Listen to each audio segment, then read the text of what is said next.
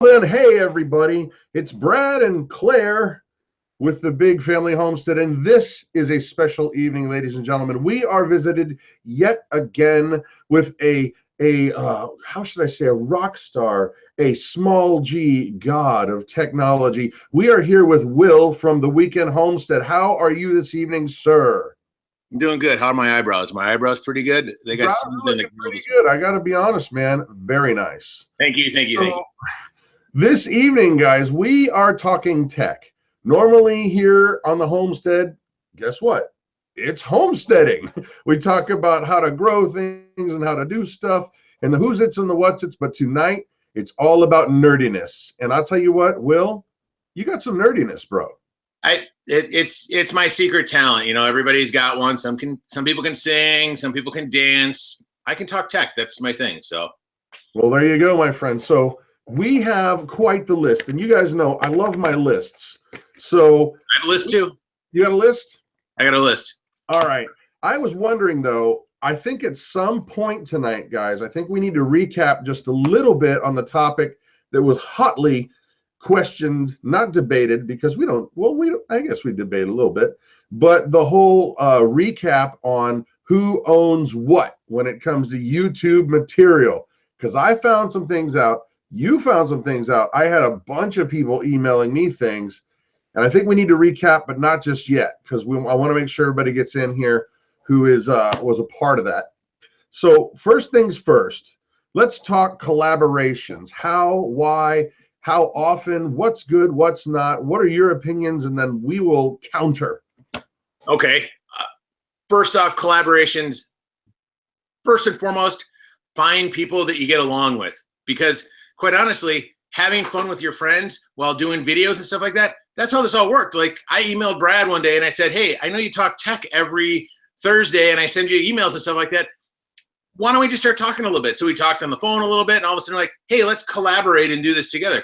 Well, you can do the same thing with your YouTube channel. You know, find other homestead channels, find other people who are interested in the stuff that you're interested in, and say, hey, let's do a video together on axes or chainsaws or tractors or chickens or whatever it is, and share your opinions. And then the best part about collaboration is you introduce your audience to that person, and their audience gets introduced to you, which increases the view count for both people, which is awesome. I agree. Now, I've found some of the best collaborations are the ones that are not the ones that are regurgitated again and again and again. Coming up with a new way to do something. Like I forget. I think it's been done before. But one of the cool ones was like a carousel package that I can't remember who actually started it. Was it Go for Green Living? They started it, and then it was basically they put a bunch of stuff in a box and they mailed it to another channel. Then that channel had to take out an item and, you know, show it, hey, look at this cool item, and put something in the box, and it just kept going around. That kind of collaboration I really like because it makes you follow, although I think that you have to put a limit on it, because people will get bored and they won't continue to watch after a certain amount of time because they're just no longer interested. And yeah. I think those lose traction. Yeah, I agree. I mean, you want to make sure that you get part of a collaboration. Like right now, I know the 30 random fact lists has been going around and those type of things. And that's kind of a tag a friend type collaboration. Collaborations I think of mostly are like things like, example I'm doing with another channel right now. It's hopefully going to be live by this summer, but we picked 6 items that should be in your toolbox. I introduced 3, they introduced 3. I go through and I start, hey, Eric, thanks. That's some great information about a hammer. I use this blank, blank, blank in my toolkit, and I always have it with me. Here it is. And then at the end of the video, there's a little box that pops up that takes you to the next video. And then it goes back to the other person. They go, hey, Will, thanks for that. Thanks for the thing about the screwdrivers. Here's my thing about a socket set. And it plays off of a couple different points. It bounces back and forth maybe once or twice. And then you kind of move on to the next thing. You don't want to have something where you drag on and do 6 different things and try to do a little bit is what you want to do with each of them, because you just want to introduce the channels to each other, kind of mingle everybody around like a mixer, and then go back to what you were doing, because you got to keep your audience engaged. I agree. And that's one of the things that I want to talk about for just a little bit. But before we do, For those of you guys who are on this evening so far, welcome. Hey there, Jaton. Hey, Claire, Chris. Yeah, she's a bottler gardener and Lone Star. Lots of you guys are here, but I want to make sure that you understand tonight is Tech Talk. We're glad you're here. We're being nerdy. So there it is. There's the disclaimer. It's out of the way again. Now, collaborations. When I look at a collaboration, like, because we're not a big channel, but we're not a small channel anymore. We're kind of in the middle somewhere. And when I look at a collaboration, I have to weigh out. I've got to balance out my time. Time is very valuable for me because you got to make the videos. You got to tend your homestead. You got to do all this stuff. And then you've got another channel that wants to be involved with something you're doing. So in my opinion, it has to be mutually beneficial, or at least darn near close to it. And I don't want to sound offensive in any way, but it has to have meaning. And I want to make one caveat before I let you chat this up, is that for me, I will knowingly go and pick channels that I just really like their content. It doesn't really matter to me on the size of their subs, because if I wanted to do that, I could do that, but that's not what we're about. We're about trying to get all this information and homesteading stuff out there to everybody. So when I spot a channel that's like, oh my gosh, these guys are awesome, like gridlessness, and I want to invest into them, or I want to make sure that they make it, or that they're brought up, and then in turn, we're going to share success. I worked with a guy named Zig Ziglar for a long time. And one thing he used to say all the time was, if you help enough people get to where they want to be, eventually you're going to get to where you want to be. And that's kind of the way I look at collabs. Yeah, no, that's the thing too, is like, if you got to do it with people you like, you got to do it on topics that are meaningful for both parties. And you really have to figure out a way to share your content, because ultimately what you're doing is you're representing yourself to their audience, but you're also representing yourself to your audience. So it has to make sense. That's the biggest thing, is do something that's beneficial to both you guys, because what you're putting into it is basically something that's going to make both of your audiences grow. I agree. And now let's talk just a little bit about the why part of this. Why are you doing the collaboration? Sometimes, like I just said a second ago, sometimes I'll do a collaboration just merely because I'm like, this guy needs to get found, or this channel needs to have their information out there. And then other times, I'll be quite honest with you. I'll find channels that are maybe a little bit bigger than my channel that are similar, have similar things, but not exactly like us, where we can both benefit. And you want to try to find those channels where it's going to work. You're gonna get some subscribers, and they're gonna get some subscribers. But I always pick channels that are not exactly like mine. For example, let's just see, who do we got? I would pick a channel that is kind of self-reliant minded, but more like they built things rather than gardening things and animal husbandry. That way, we're both going to benefit a lot. And so that's kind of how I look at it, where it's like, you want to pick people that it's a win-win situation. I guess that's how I'd say it. Definitely. No, that's the biggest piece, is making sure it's a win-win, making sure that, and the thing is it could be complementary things. Like, let's say I have a channel that's all about tractors and you have a channel that's all about animals. Well, that's kind of in the same genre. But let's say you had a gaming channel that you played video games and I was a cooking channel. It might not work. It might be too much of a shock to the people that are involved. So, pick people in the same genre, but don't be afraid to step out a little bit. Like, I do some DIY stuff. I don't necessarily have animals or chickens or any of that kind of stuff. But if I wanted my subscribers to get involved with something like that, I could recommend a channel that does do something like that to kind of bring it in and put all the things together. So, one thing, also that I'd like to say is that for those of you guys who are out there, don't be afraid to reach out to other channels. That's one thing I think that a lot of people get stopped at. They're like, oh, this person, they're not going to want to talk to me, or I don't want to bother them. And maybe you sent one email and you didn't hear back, and then you're like, oh, I felt snubbed. Well, think about this. Everybody's life is different, and they might not be snubbing you. They might not just check their email as often as you do. But I would encourage you to reach out. I mean, because bottom line is the worst thing that can happen is nothing, right? And so why not give her a go? Yeah, all you have to do if you ever want to connect with a YouTuber is just go to that last page where it's the About Me part of it.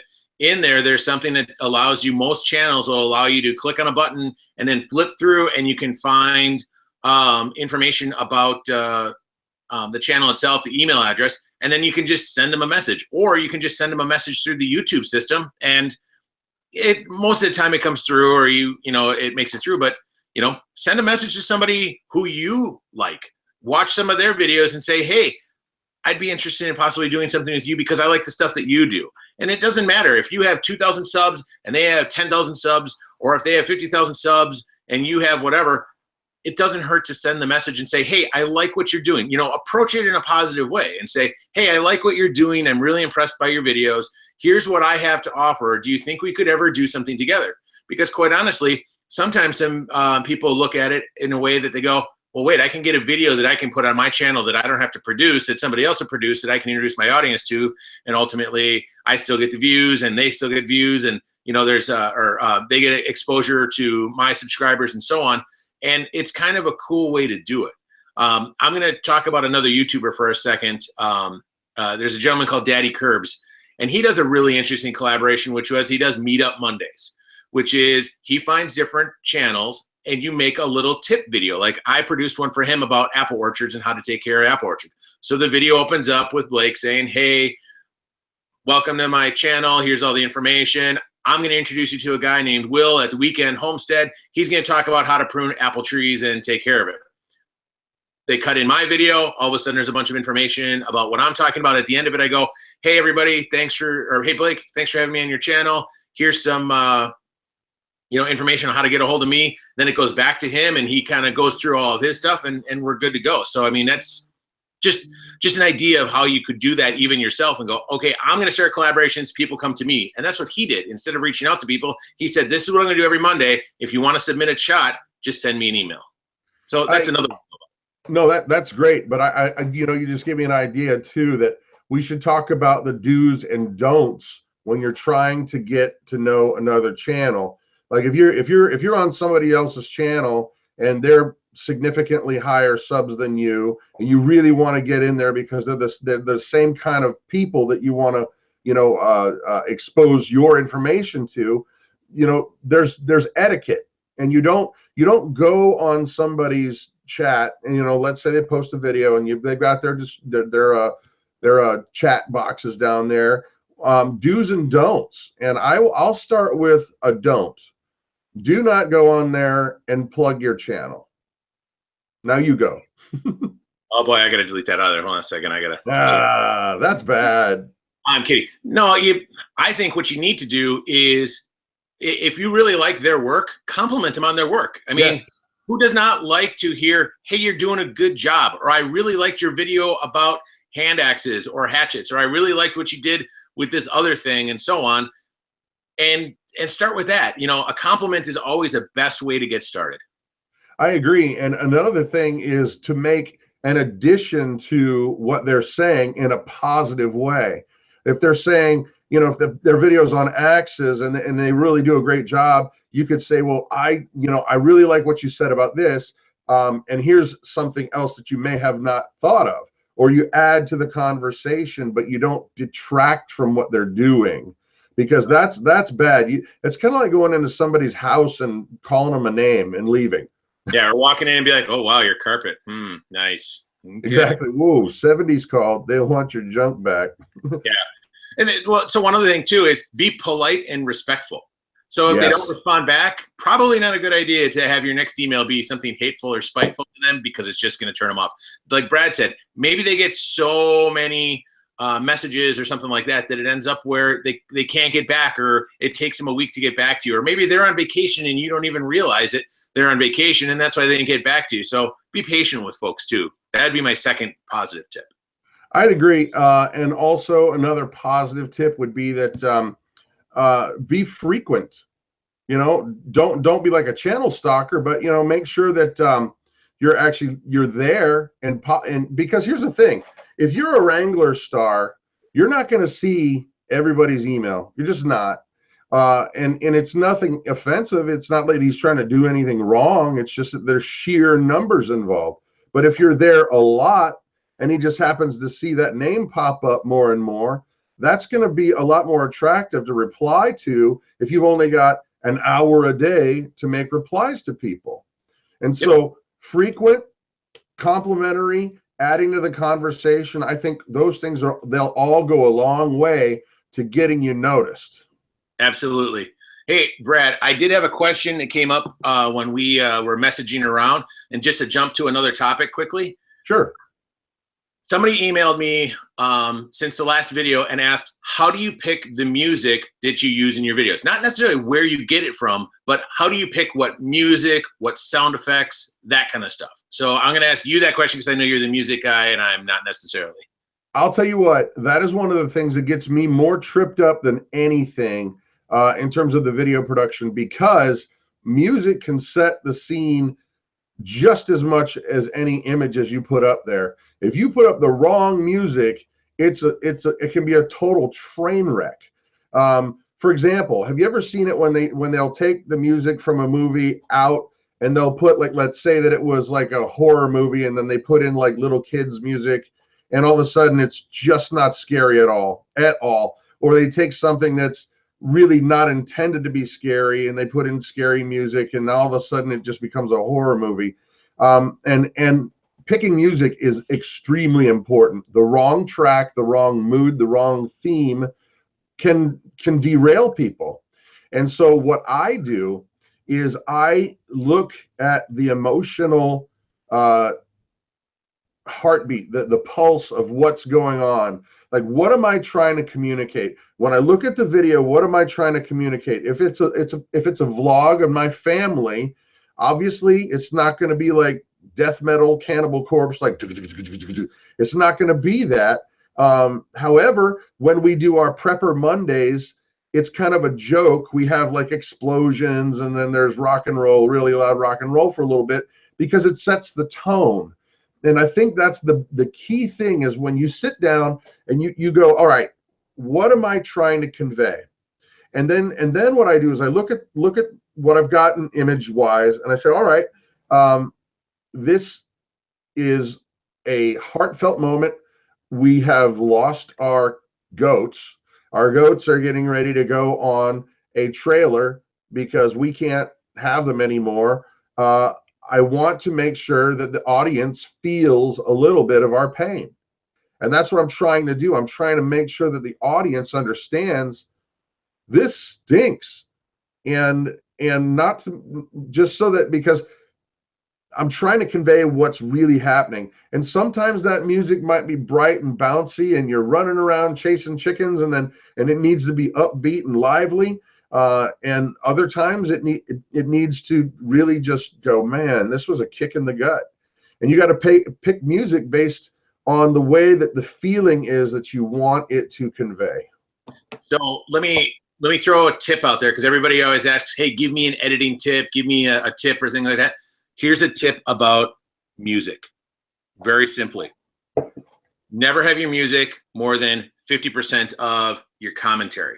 So you don't want a situation where all of a sudden it comes in and goes, and then the talking is down here or something like that. You always want your talking to be here, and think of music as an accessory to your video, not necessary.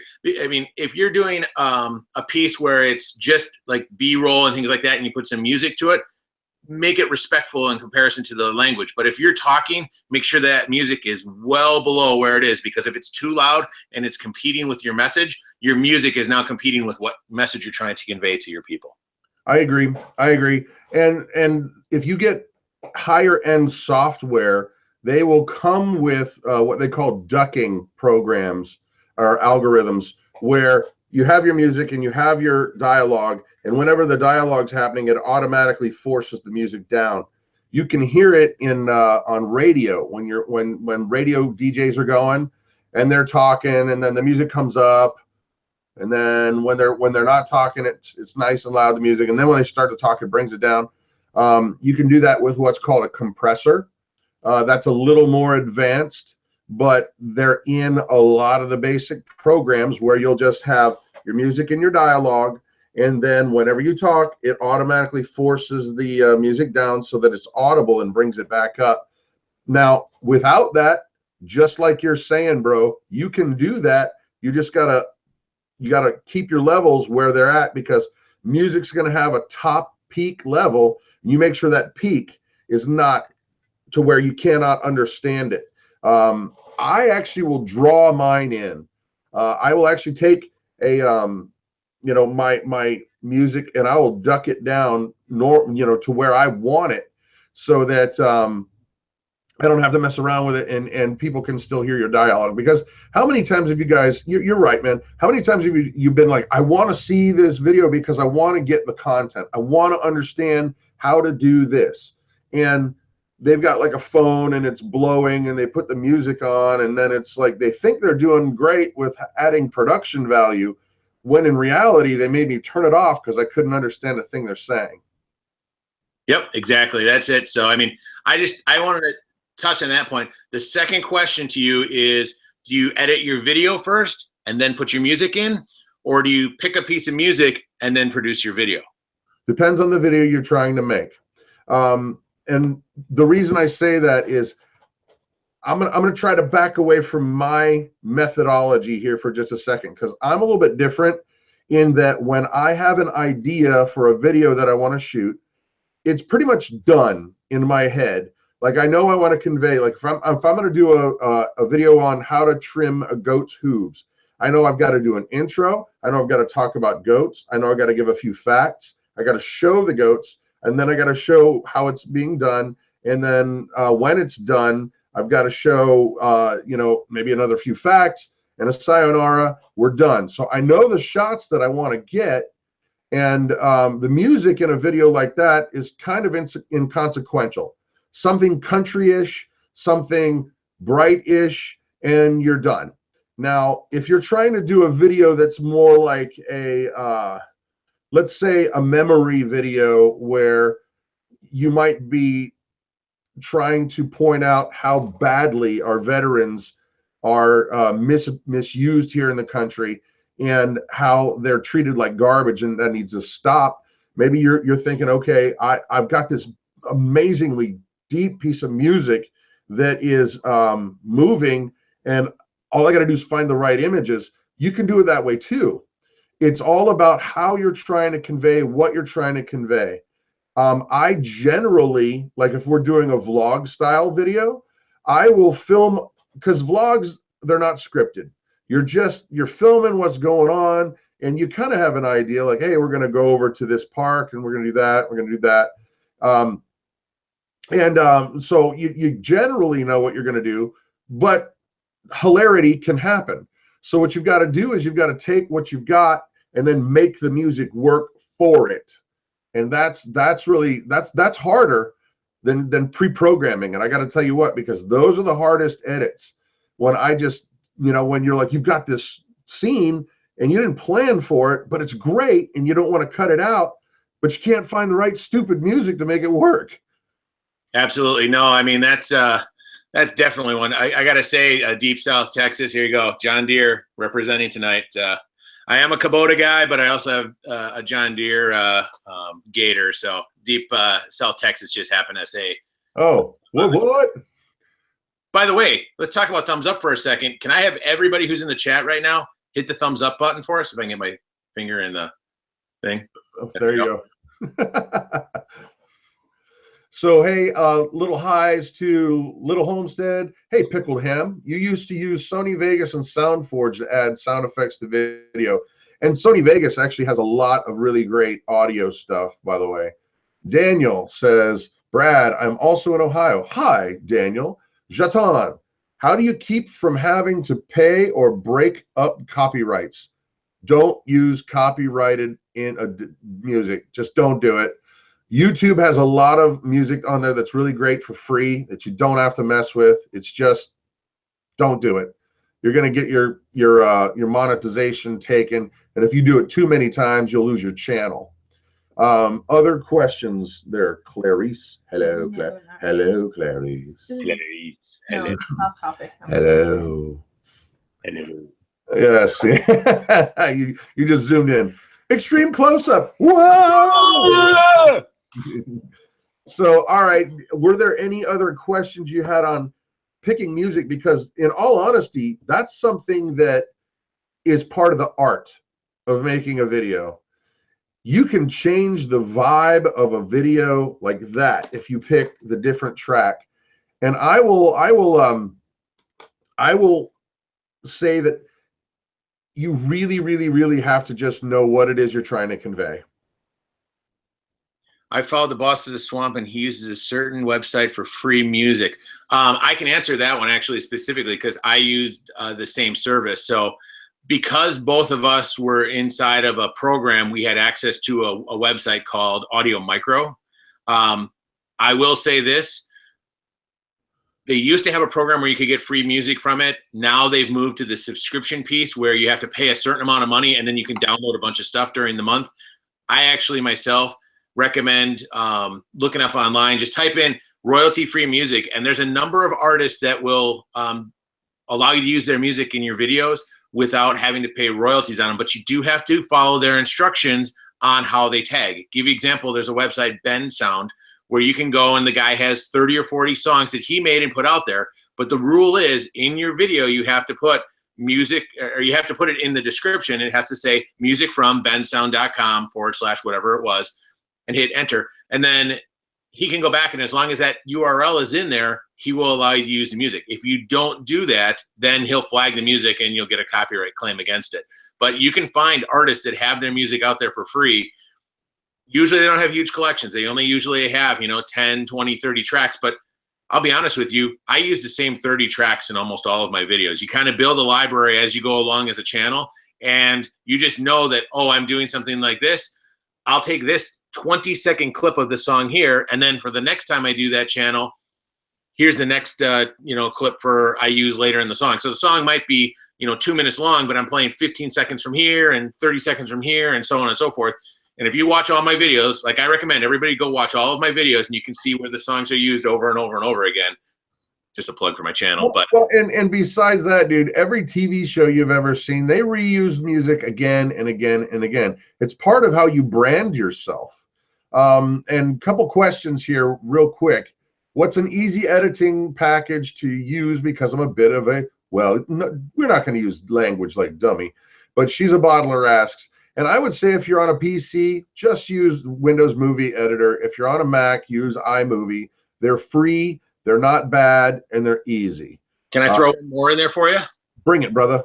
YouTube Video Editor. So if you go into your video manager, on your right-hand side, there's the community and channel and all these other ones. On the very bottom of it, there's one called Create. If you click in there, it has information in there about how to use the video editor that YouTube provides. If you're looking for really basic down and dirty stuff, which I've done in the past, where it's like, hey, I just want to get my logo to pop in, I want it to fade in, have a little bit of video, throw a little bit of music on at the end, and hit OK. Literally, you can do that through the website. You upload your content unlisted into YouTube, then you open up that video editor, and you can change stuff. And it's literally just drag it, drop it, and it'll ask you what you want to do to that video track. And it's easy. Actually, my dad, who's 68 years old and is not very good at computers, edited a video using YouTube Video Editor. I mean, he's the only one I know who's got a rotary cell phone, if you understand what I mean about technology. Try that out and see. The best part about it is, if you go to YouTube, it's a great site that has a bunch of videos on it, and type in YouTube Video Editor, it actually has little tutorials on how to use that for beginners. So something to think about if you're looking. Same thing with Window Movie Maker and iMovie. I didn't know anything about how to use iMovie when I first started this, and quite honestly, I started doing it, and then I went online and I watched a couple tutorials. There's a ton of them out there. I mean, you look for it, and there's like 100,000 that pop up. Watch a couple of the ones that are rated really well, and boom, you're off to the races. Very simple, no cost associated with it. We have a really great question here by E.K. Hill. How important is your YouTube channel name? This might take us off on a rabbit trail, brother, but that's an excellent question. In my experience, your channel name is absolutely hugely important if you plan on sticking around for a while. If you're going to be a content creator, you've got to figure out a way to be in a genre and distinguish yourself from everybody else while you still remain in the genre. And I'll tell you what, this is the truth. When I tell you that if I could go back and change our channel name when we were at, you know, a couple thousand subs, I would, because everybody has blah, blah, blah homestead, blah homestead, blah, blah, blah homestead. And so it makes it 10 times harder for me to distinguish ourselves from the pack. Not that we're in competition, but that for us to make a brand so that people know who we are, it's really, really important that you have that name. For example, there are great names like Tangi the Caver's Wife. That's great. She's in the homesteading community, but she's completely made herself stand out from everybody else just by that. Starry Hilder. Starry Hilder is in the community, but it doesn't say blah, blah, blah homestead, which there's just too many of those out there, and it's hard to distinguish yourself. And not only that, guys, you got to think about the way that you're going to market yourself. Is it just going to be on YouTube? Are you going to do Facebook? Are you going to have your own website? This is huge, because when I counsel people who are starting up, I say that if you cannot get the Google, if you cannot get the domain name, you've got to, let me rephrase that. You've got to get the domain name, you've got to get the Google email address, and you've got to be able to get at least the YouTube name. I don't even consider a name unless I get at least those three things, and then I start looking outside of that. What do you think, Broseph? Oh boy, here we go. We're opening a can of worms. I guarantee you. I know. Weeks, I am going to say the exact opposite.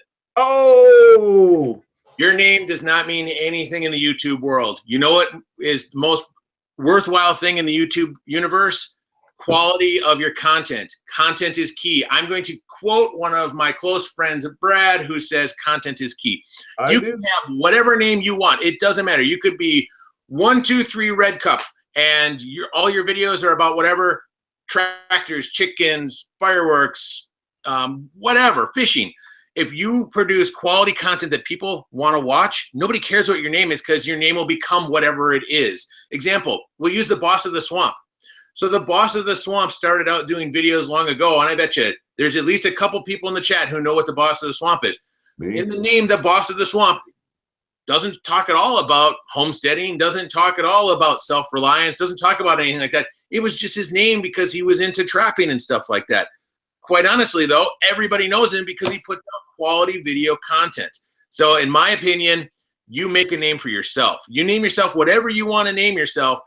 The bigger thing is, if you produce quality content, people will find you. You become the name of whatever it is.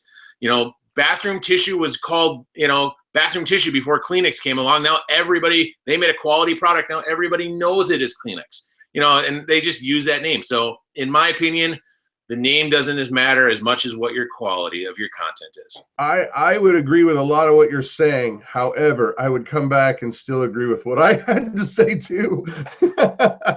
He's right. He's right. And he's right. They can both be right. There is something to be said about having a good name. I mean, you don't want to be, you know, the chicken hunter and you're doing a video about gardening and your whole channel is about gardening and your name is the chicken hunter. The one thing I would come back at is that if you're thinking you're going to have a business outside of YouTube, then you better be able to get the domain name, or at least make sure somebody else doesn't have that domain name, or you're kind of in trouble, or else you're going to be like .cc.us. Nobody's going to find your website. Yep, absolutely. I mean, it's unfortunately that's kind of one of the pieces is, and I think you hit on one topic that I will agree with, which is you also have to think of the broader picture. You know, if you brand all of your stuff, I'm the king of YouTube Homestead, and that's the name of your thing and your channel, gonna be hard to post it over on Pinterest or post it over on wherever and so on. So you kind of want to stick to a broader topic. Don't get hung up on your name. Find something that works for you and just start making great content and people will find you. Rock and roll. I will agree with that. I will 100% agree with that. What up, Colleen? Thank you, Colleen. What? We got a $5. Can I get a $5? What are you gonna get? No. Thank you. Well, no, thank you. All right, let's get back to our actual list. But that was a good. You're 35 minutes in, and I got only one thing checked on the list. This is gonna be a long come on, man. We got plenty of time. Let's talk a little bit about titling videos. What are the best practices in your opinion? And I can talk about my experience, how I go and fish for names, not PHISH, but fish for names and look for how I do. What do you think about titling, how to, and we'll just bat it back and forth. Okay, let's start with this. And I remember where this question came from because I got a similar email. Somebody had asked, I have older videos that aren't doing very well right now or have been on YouTube for a while. Can I go back and put different titles in? Will that help me? That's how this all started. I will say this, that looking at titles and looking at the titling of your videos, I recommend myself to title your videos in something that would inspire somebody to want to click on it. So to say, I have a chicken tractor, and you say, this is my chicken tractor as the title of your video, probably will get kind of lost in the mix. Versus, let's say your video was best $50 chicken tractor. All of a sudden, somebody's going to go, wait a second, I want to see that $50 chicken tractor, and they'll click on it. So that's one of the first things I look at when coming up with the name of a title is make sure it's something that's interesting that somebody will want to go, hey, I heard part of the story here. Let me click on the video and find out what it's all about. What do you think? Well, I agree with that. I would also say that when I am deciding on what I want to title the video, I will not be disingenuous. There's a lot of people who will go with clickbait naming, and I just don't do that. But I will try to make it as exciting as I can and as short as I can. Now, here's the thing. I just learned some stuff about titling the other day that actually completely contradicts what I've been doing. They say that you're supposed to try to make sure that you title it, but then kind of retitle it with different keywords, so that you're hitting a different search criteria for Google. When I look at my video, I go, okay, this video is on how to make basic soap.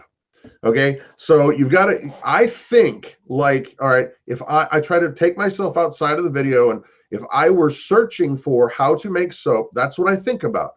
Like, I would give how to make basic soap. That's what I would write down. And I write down a few criteria. And then what I would do is I'd go into Google, and then I would start typing those search criteria into Google and looking at how many results come back. And then I'll start tinkering around with the words and the orders to see, oh, this one got 19 million, hits back, and this one got 25. Well, sometimes that works and sometimes it doesn't, because if you're in a genre, the big number doesn't always make sense, because if you're in a genre, it can get lost in the noise, and you may want to narrow it down to a more specific thing. Like, let's say that it's not just soap making, it's goat's milk soap making with artisan blah. And you really might want to dial it in. Whereas if it's something broader, like how to make bread, it's really, okay, how do I get the broadest group of people to come look? And so I'll go to Google and I'll start typing in, different things without being disingenuous. And then I can go, okay, I can put these words in here like this, and I'll get a better chance of finding some people. Yeah, I mean, that's ultimately you want to be regarding the topic that you're on, of course. I've read kind of something similar to what you said, which was have the first part of it be the $50 chicken tractor, and then have a dash, and then have a bunch of keywords like my Barred Rock chicken tractor that's awesome, or something along those lines. Because when it comes up on the little boxes and stuff like that, the first part is what everybody sees, but then you can put in what is it, like 140 characters or whatever on the title. Yep. So ultimately, why wouldn't use that space to try to grab a couple of other ones? There was a question here from I want to say it was Pickleham Productions. Can you rephrase your question? I think I know what you're asking, but if you can, we'll get back to it as we go through here. It was a question about titles or something that you can't use or get banned. If you can retype it in, that would be awesome. And I'm sorry to digress on what we're talking about here, but No. But for titling, I like I said, I'll go to Google if it's something that I really think is going to hit, and I'll just make sure that, hey, I'm hitting my target market, and other than that, let's go back to we talked about this last week about refreshing old videos, and this is just a quick thing because I learned it from Google. Let's say that you have an old video that isn't moving anymore. You're not getting any more views. It's sat there, but it's a good video, and you're like, man, I don't know why that one didn't hit. It's a good video. You have to do 3 things, and then Google will re-rank it so that it basically is like breathing life into it to give it another shot. And you got to change up your titling.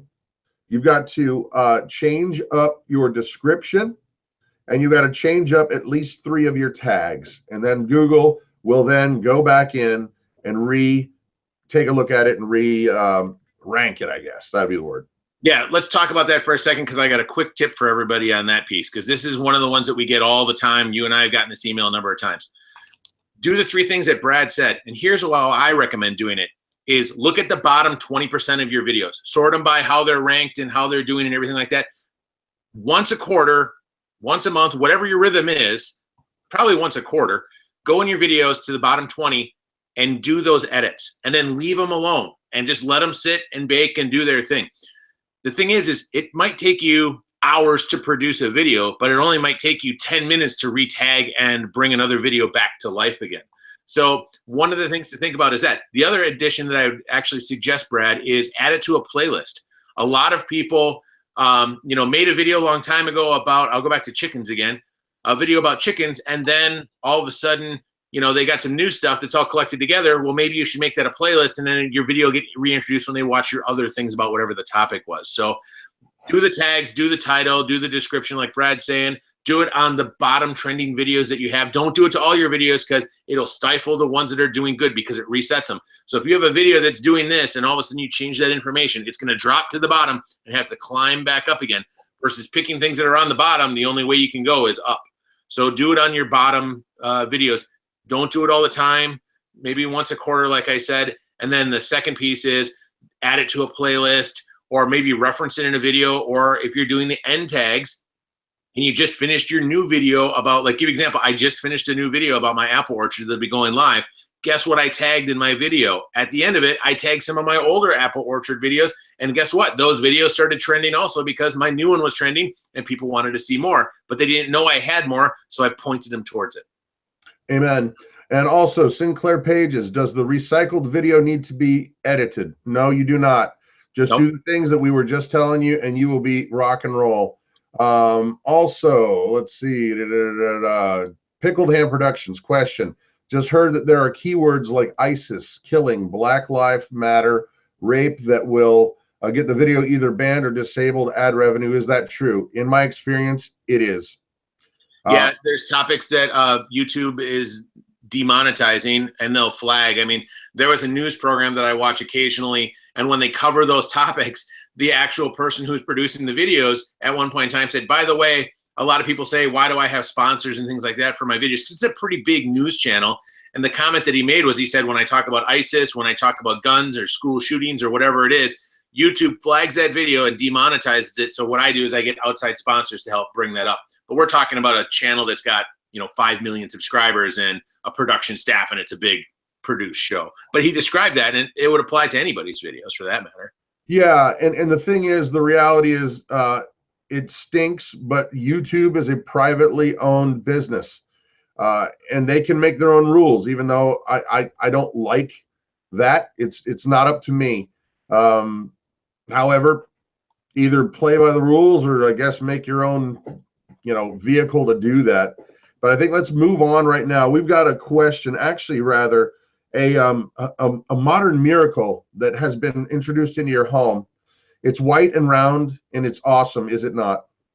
This right here changed my life. People are looking at it. It's a weird double stack hockey puck. It is. It's a weird double stack hockey puck. I got to tell you a story. So on Tuesday nights, I normally do a live stream. I actually started getting emails from people about 9 o'clock Central Time going, hey, are you going live? Hey, are you going live? And I couldn't go live. The biggest reason why is, let me grab this right here. So this was my router before. Linksys, everybody has some type of router like this, or you get one from your cable company or whatever it is. It died on me. And it died on me at about 5 o'clock on Tuesday. Well, I'm trying to get it up and running and going or wherever it was. And for whatever reason, I couldn't get it to go. And the live stream was scrapped. It was the first time in probably about 4 or 5 weeks I missed a live stream. So I started doing some research going, okay, I got to buy a new one of these. I got to figure it out. And that's when I discovered this. And this is not a paid plug or anything like that. This is, people ask me all the time about gadgets and equipment and all sorts of fun stuff like that. And basically this product is a router from Google. I'll show you what the box looks like here. It's pretty nifty. And basically what this is this replaces your regular router. And people are like, well, wait a second, what's so fancy about it?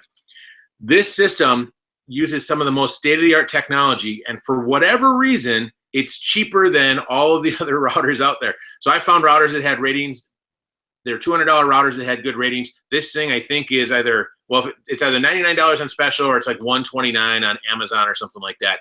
If you can, post a link on it, because this is, if we can find something clear, I don't know. I'm sorry for the short notice, but we actually have a link in the description, because when you told me about it before the show, I was practically drooling, and I want one for me. And I'm like, let's talk about what this thing does. So everybody's like, oh, what's a router? It's no big deal or whatever.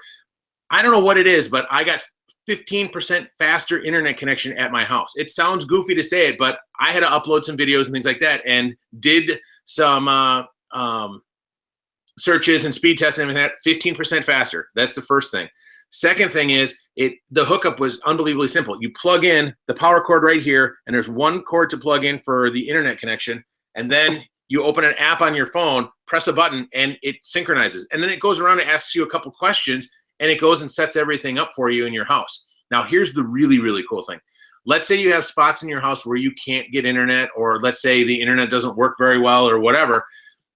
You can take this device and plug it in your main spot.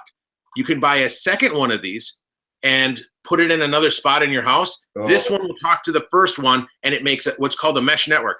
Oh, I so need that. Well, hear me out on this. So here's where it gets really cool. Back in the day when I had my propeller hat on and everything else, I used to take old routers and connect them together and do this, but it's exceptionally complicated to do. This was take it out of the box, set it on my table, press a button on it, and the next thing you know, it found the next connection. They all started talking to each other. Now I'm using my internet outside. Actually, next week, I'm going to do a live stream outside, probably in the yard, because I can get the signal out there. You're killing me. And here's the thing. For those of you who might be needing a camera, I'm selling one to get 2 of those. So call me, PM me. It's a Canon XA10. It's gone. Because I'll tell you what, I have another one of those, but I use my phone. I use my other Canon. And I got to tell you, the ability to have live streaming outside, that would be unbelievable. And because here's the thing, Tommy, you know Tommy over the Off Grid Nation, he was talking to me about this actually this week. He's like, hey man, what can I do? And I told him how to do the router trick where you wire the routers together. Yeah, no. I sent him a text message about this. I said, dude, I just solved your internet problems. He's like, what? Call me, man. I'm like, no, I got to do this live stream with Brad, but I'll talk to you about it afterwards and stuff like that. But yeah. Well, make sure you let him know that I didn't mean bad. I didn't know about the product. Yeah, but I mean, just to show you, like, I don't know if this will come up or not, but all of my devices in my house are on here. The app talks to all the different pieces. I can see your social security number. Is that bad? It's right on there. So, but it goes through and it'll do a test on each one of them individually to tell you what your connection speeds are and everything. Like, it asks you all the questions that you want to know about your network. Because, like, think about it. Like, when you opened up your Linksys router or whatever internet router you got from your cable company and all that kind of stuff, you know what they did? They just gave it to you, hooked it up, and like, okay, you're good to go. And it's like, well, wait a minute. What if I want to do this, or what if I want to do that? This thing is smart enough to know the difference. Like, if my wife fired up the TV right now and she wanted to watch something on the internet, it would change the broadcasting inside of the house to make it so that she gets more signal, so she gets the best Netflix experience, versus me, where if I'm uploading a video, it'll truncate some space so I get the fastest upload possible. I don't work for Google or anything like that, but I'm in love with this thing. It's saved. Well, I'll tell you what. Well, first thing, if you really want one, there is a link in the description. I want two. And here's the thing. I know that a lot of us in the homesteading community, the self-reliant community, we're on the edgy side when it comes to intrusion into our lives. And I got to tell you what, this week has been that kind of privacy invasion has been in my face. But I've come to the conclusion that there's just no way around it. If you're going to be, I mean, everything listens to you. Your TV listens to you. It doesn't shut off. It's in the terms of service. You signed it. Your phone listens to you. It never turns off. The computer listens to you. It never turns off. And that's true. It's not, tinfoil hat stuff. Read your terms of service. And the bottom line is, okay, are you going to use technology or not? And you can choose not to. And that's totally fine. It's just that I think that for me, it's so important for me to get this message across that we need to learn skills that everybody's just ditching. And so if I can use this technology now, well, I'm gonna try to do that to reach the most people before it gets to a point where I'm like, no, I'm not putting it in my body. You're not gonna do that. It's not gonna be embedded into me. And that's coming, but it's not there yet. Let me say two last things, and we can move on, because we could talk for a whole hour on this thing, because I think it's just the coolest thing ever. First one, it's from Google. You know what Google owns? YouTube. Everything. They own YouTube. So ultimately, like at our homestead, I have very poor internet, and I get emails all the time from people who say, I live out in the country, I'm doing homesteading, my internet's really bad, it takes me 6 hours to upload a video, it has all these problems, things like that. I feel your pain, because when we're in the city, I have better internet, but when I'm up north, unfortunately, my internet's really poor. We put one of these in up there to try it out. So when we went up and tried it out this week, I tested the speed. That's where I figured out that I had a 15% gain. Well, that gain basically made it so I may be able to live stream from actually up north. Whoa. So if you're having internet connection problems, this makes you get a high-speed connection to Google, because it's made by the guys who own it. Well, one other question, though, because on the back, when you showed the back, you've got an input for your Ethernet that comes from the wall. There was a second one. What is that for? So let's say you have wired devices in your house. Like my printer is a wired printer, and so on. You can take the port, one of these ports goes in, right? That's where your router goes in. The other one is just a generic output that can go to another device. So if you have a single device like a printer, or if you have a hub box that has a bunch of Ethernet plugs and stuff like that, like if you have an old wired system in your house, you can drop this in, and this will connect into that, and then all of your wired devices will get all the benefits of this little guy right here. And the craziest thing is the setup. There's a little code on the back here. I don't know if you can see that or not. Yeah. You plug it in, take a picture of this code with your phone. It asks you 3 questions, and you're online. No way. That simple. Man, oh man. I'll tell you what, the Cylons are coming, guys. It's going to be Battlestar Galactica before you know it. They're coming. So, all right. Well, moving on. We don't have a ton of time left, but just before we jump out, you guys put some Q&A in there for stuff you want to see for next week, because we haven't hit on everything. Let's quickly jump into, or do you want to save, let's save lighting for next week, you think? That's fine. There was 2 questions that came on in on lighting. There was the question that came in on connecting your devices. Well, if you guys have other, Q&A for, Skynet, totally, Bama Backwoodsman. It's totally it, man. It's coming. And that's not actually science fiction pretty much anymore. You know what, though? I'm just going to throw this out there. Yeah, I know that Google's probably collecting some information from me, but guess what? This Google device asked me a number of questions about how to protect myself from other people getting in my network. Yeah, Google's going to get my information, but what I don't want is some guy sitting out on the street or driving up to my house or my neighbors or whatever trying to jump on my internet and so on. This thing had security built into it, to the point where it helped block all that stuff. And I figured out that my neighbors had networks that are really close to mine and probably could pick up my information. Well, this keeps them out. The other thing is, if you have kids, a lot of parental controls in this. They're crazy levels of parental control in this thing. Nice. He provides homesteads, suggesting that we chat about watermarks, and I love it. That's definitely something that's going on the list, and I even wrote it on my list. Oh, by the way, I would be very remiss, and I need to point out that Colleen is saying, "May the 4th be with you." And may the 4th be with you, Colleen. Oh boy. So, come on. What are you, a Star Trek guy?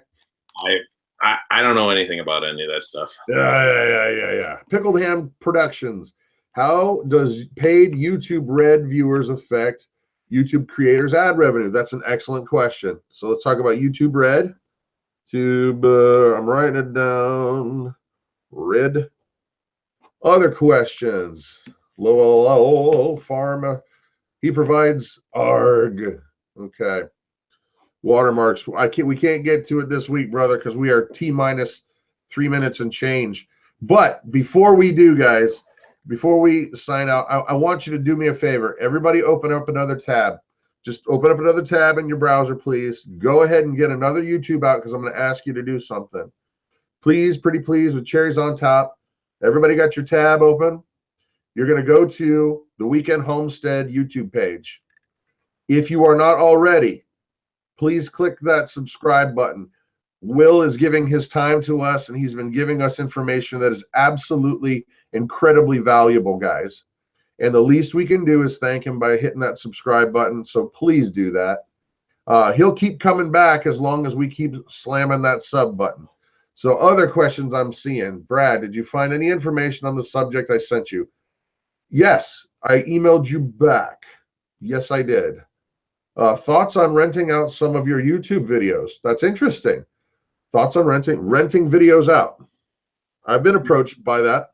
I've actually never heard of that before. Yeah, I've had companies call and say, "Hey, watched your video that you did on such and such. I want to use it in my website." I would really like to hear more about that next week. We will talk about it next week. What would you like to talk about next week? I think that's one of the topics we need to talk about next week. Booyah! How many likes do we have right now? Thumbs up. Oh, I don't know. Thumbs up. That's Claire's job. One thing.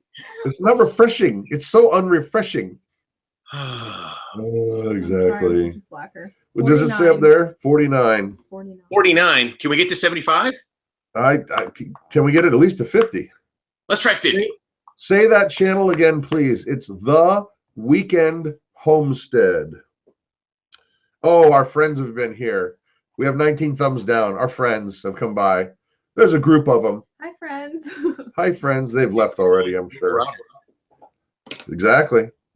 They know. Google knows. How about this? You can give your kids credits like allowance that they can cash in on the router so they can use internet.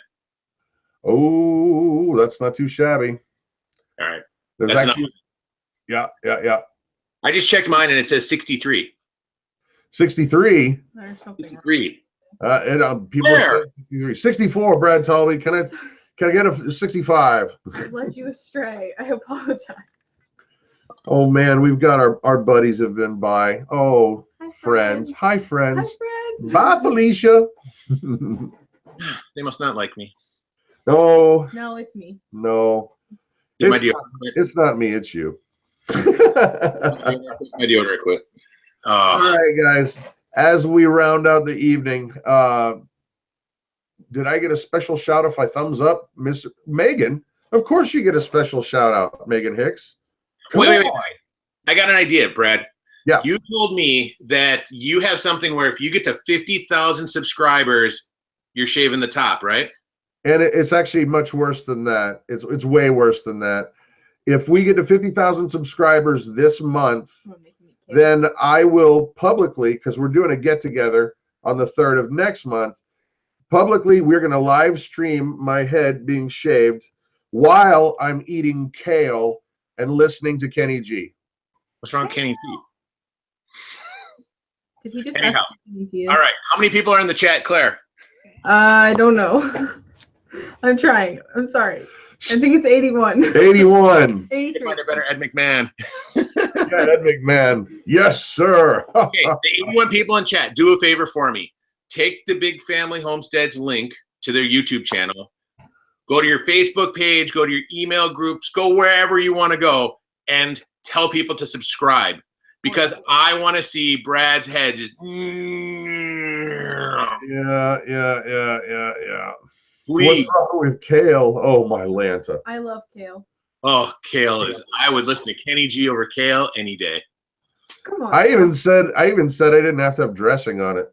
83. We're at 83. We could hit. We just need 17 more. 17 more. We can do it. If we hit 100 thumbs up, I'll come back next week. That's always the rule. You know what's going to happen. You know what's going to happen. So, all right, people. The bald is beautiful. All right, party people. Please don't forget to jump on over there to the Weekend Homestead and hit that subscribe button. Because I'll tell you what, if we can't get the sweet love, the thrill is gone, if you know what I'm saying. Brad, as always, thank you for having me on your channel today. It's always good to be had, amen?